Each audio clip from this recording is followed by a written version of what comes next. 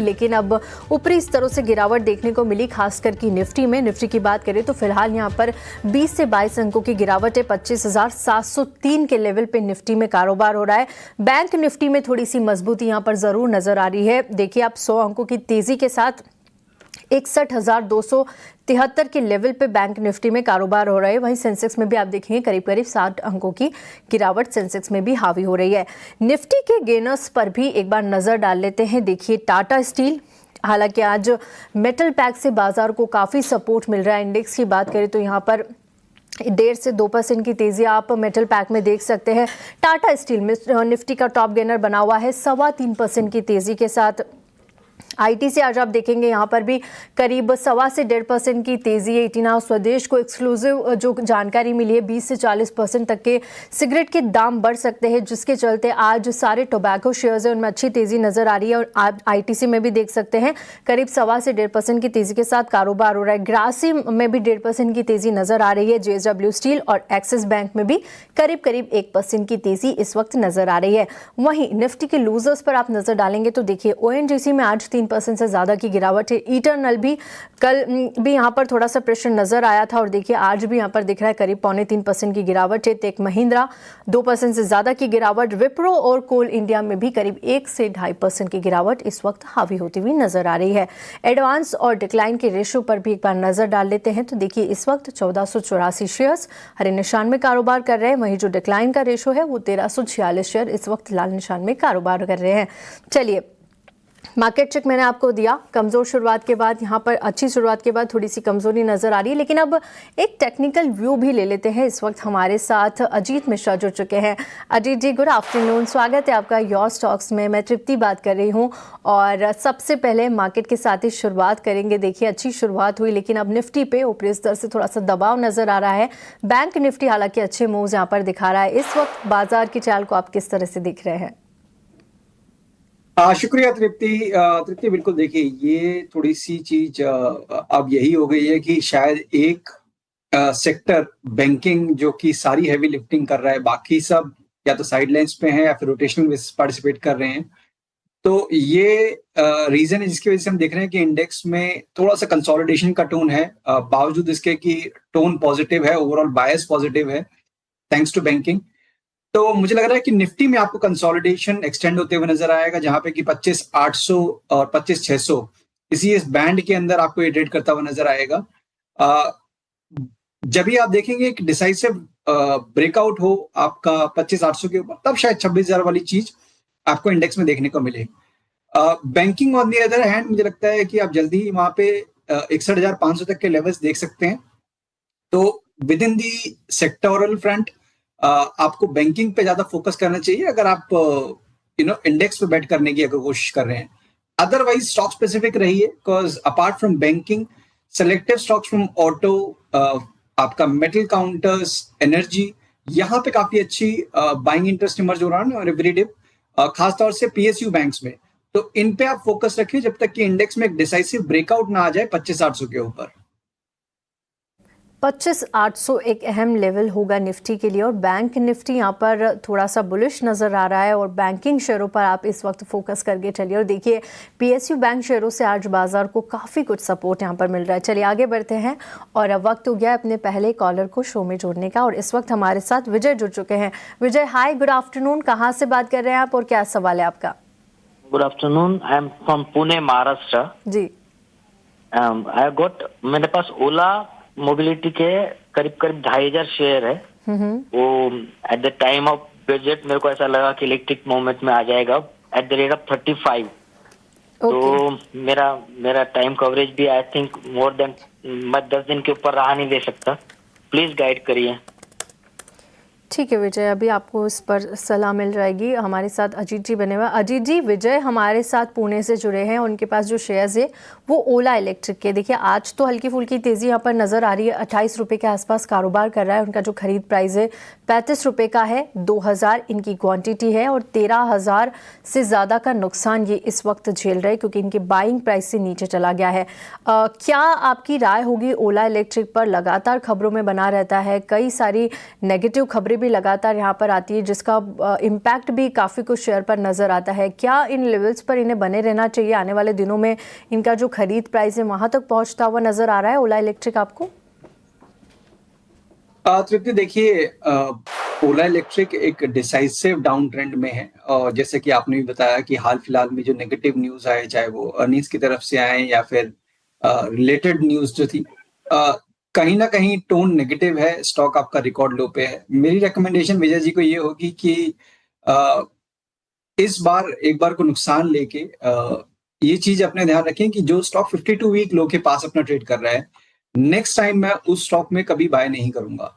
ये एक थोड़ा सा रूल बनाइए। अगर आप इस सेक्टर में जाना चाहते हैं तो आपको टीवीएस, एमएनएम, बजाज ऑटो, वो सारे ही काउंटर्स है जहां पे की स्ट्रेंथ बनी हुई है। स्टॉक ज्यादातर अपने रिकॉर्ड हाइस के पास है, 52 वीक हाई के पास है।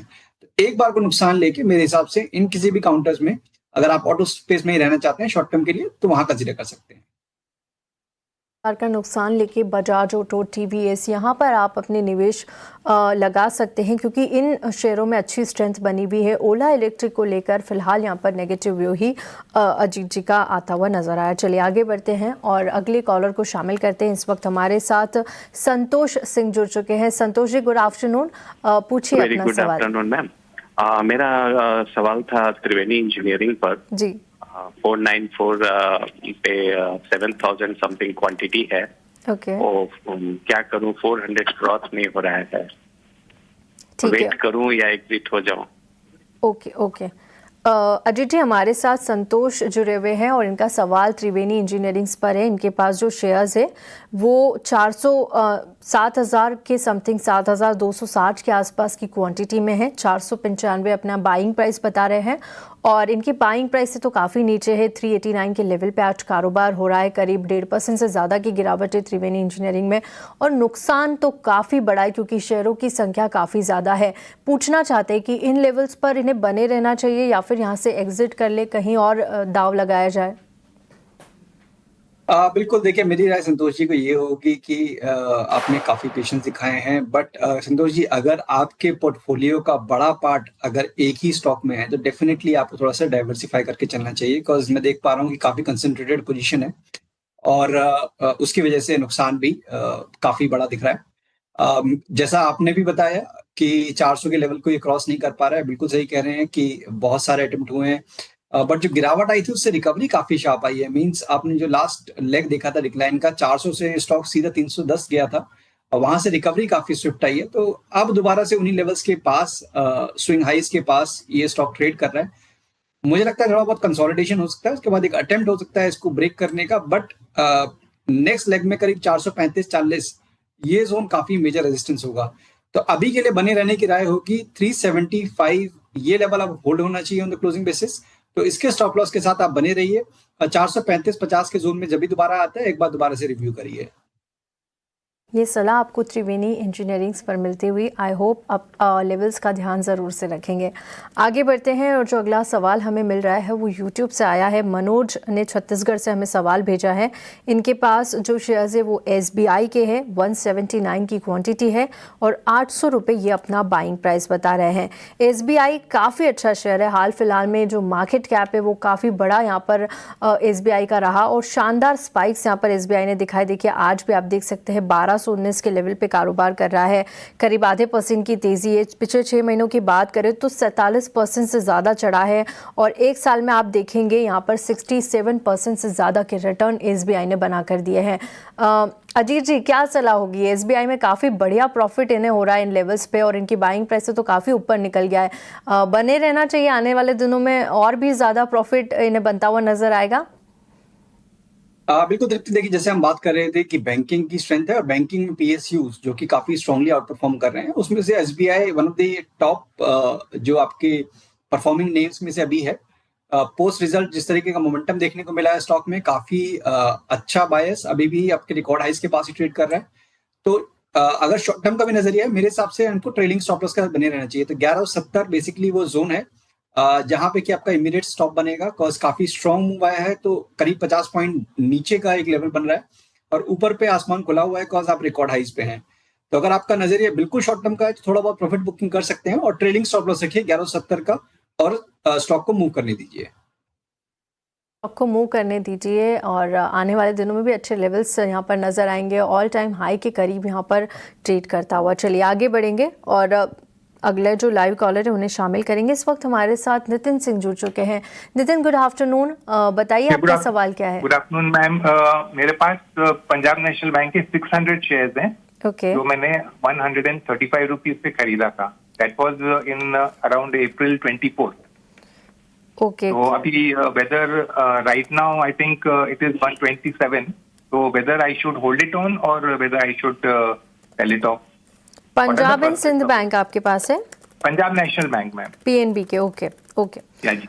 और हमारे साथ नितिन इस वक्त अजीत जी बने हुए। इनके पास पीएनबी के शेयर्स है और 135 ये अपनी बाइंग प्राइस बता रहे हैं और जो क्वांटिटी है वो 600 शेयर्स की है। इस पे राय चाहते हैं कि क्या करना चाहिए इन्हें इन लेवल्स पर पीएनबी में। आज देखेंगे तो देखिए सारे ही बैंकिंग स्टॉक्स यहाँ पर आज अच्छा परफॉर्म कर रहे हैं और करीब 2.5% की तेज़ी यहाँ पर नज़र आ रही है। पिछले 6 महीनों का चार्ट देखें तो भी ये 19% से ज़्यादा चला है।